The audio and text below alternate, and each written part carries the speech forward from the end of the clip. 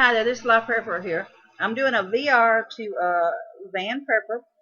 He's made some very good points, and it says there is more to prepping than shtf is the title, and check it out. I keep telling people the same thing, and he's making a very good point on it too. And I get in discussions with this with my son a lot of times because he says you got to bug out, you got to bug out, da da da da da da da da da. And I've heard other people talk about it on sites. You got to do this, you got to do that, and da da da. Well, what Van Prep is talking about is you need to prep not just for STHF, you need to prep for everyday events. And like I tell people all the time, you do not know what's going to happen one day. There is small SHTF events happening all the time due to earthquakes and floods and all this. And you need to think in that terms that do you have like a backup power source? Do you have enough candles? Do you have a way to keep warm? Do you have a way to cook your food? Do you have enough dry goods on hand? Because if the power goes out, then all that was in the freezer is gone. So, he's had people say that he's talking about some short term stuff, and they say, well, what good is that in an SHTF event? I want to tell you something other. Well, I keep talking about solar chargers. I was told when I did my bug out bag, I had a comment saying, why do you want a solar charger? Because if I ever have to bug out, my intentions is not coming home. So the solar chargers is a benefit in areas, of course, if you get some sun. I live here in Ohio now. During the winter months, we don't have enough sun for nothing hardly. It stays cloudy during the winter months. But the bottom line is that little things like this can give your chance of survival. It's moving you up that table line. You don't have to be prepping for necessarily long term on everything. You need to prep also for short term, and that short term prepping will make a difference. You know, Sometimes I come from Tennessee, and we would have power out as long as 2 weeks in some of the neighborhoods. People was forced to go into shelters because to be able to take a bath, to get their food or whatever, they went to these shelters because they had no choice. And churches opened up their places for a lot of their families to come because the power was out for 2 weeks. It was cold, it was freezing, and they had no way of staying warm in those situations. Now, so in a short-term event for that 2 weeks, you think about it. Let's say that 2 weeks you was out of fire. Do you have a way of staying warm in the winter months? Do you have a way of staying cool down? And believe it or not, putting your feet in a pan of water will bring your body temperature down. It may look silly, but sitting there with your feet in a pan of water, it's going to bring that body temperature down, and it's going to cool you down. And where a lot of people, and having a spray bottle with water in it, just spray in your face as well will help you in a short-term event and something like that.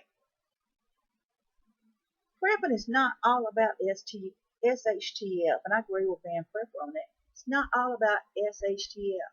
It's all about day-to-day stuff, what you need to do to take care of yourself and your family in any kind of situation. My son and I got in this healthy debate when I moved up here because I wanted to get back to nature. I wanted to get back to basics, and I started saving water. And for me, I was talking about having to stay put.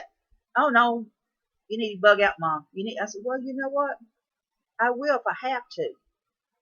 But I need to also prep for home. Now, can I take everything I prep with me in a bug out situation? No. Some of them out there, like Van Prepper says, they get out there, they've got all these bullets, they got all this other stuff, they got blah, blah, blah, blah, blah, blah, blah, as we all preach about. We keep talking about, one guy's got, where I did an article, they had their guns, they had 25,000 round ammunition and all this stuff. Well, what good is that 25,000 round ammunition if they're forced to leave their home? Not a doggone good bit of good. How much can you carry? I don't know. You need to choose your weapons for what you can carry. And for me, if I was in a bug out situation, I would have one rifle, automatic, and I prefer a lightweight one if it's all possible. Now, the newer ones, like I said, are lightweight. They can fold. They're different. I would prefer a automatic, like a 38 or something, other where I can have my shell cases. I would have my poncho or whatever's fixed up with all my automatic bullets to be able to carry some of those with me. And I would have my reloader material with me if it's all possible to make my own bullets again, to allow some use on it. The thing is, it's a lot of what if on it, on the where you're going to bug out, how much you can carry. Do you know the locations where you maybe get able to get more ammunition? Being able to make the ammunition, how much weight can you carry? It's a lot of blah, blah, blah, blah. So, prepping for me is not about SHTF. Prepping for me is about taking care of myself in a situation.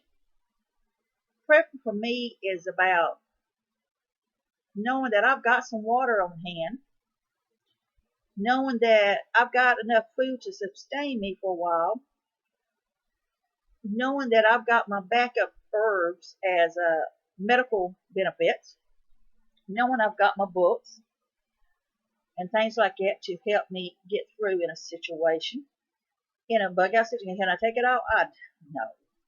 But the thing is that you need to prep for small SHTFs as well as for your large one. Now, you can't, if you prep this all strictly for long term, then what's going to happen on the short term? You can think you got solar charger, you got wind power. If you're able to afford a small wind power unit that you can build and fix it where you can charge a car battery up with some wind power, and thus rig it up where you can plug in stuff to the car battery as well to help charge up some of your other events. And you can also, like I say, you can use the car battery. You can get the rechargeable batteries out there. So it's a lot to think about. Don't prep for the worldwide SHTF. Don't prep for gloom and doom and all this other stuff that you see preaching on it and everything. The apocalypse coming, this is coming, that's coming. There's been so many things that are supposed to come and came and went, and people's like, okay. And like I told you, the ones that made money off of these things, they made their money off of people's fear. So don't prep for just HSTL, excuse me. Prep and also for a short-term prepping as well. And think about in a long, short term for a week or two at least. A use of solar batteries, a use of candles, a use of extra blankets or whatever you need, a use of figuring out how to stay warm, and things of that nature. Van Prepper's got some many, many, many good points on this.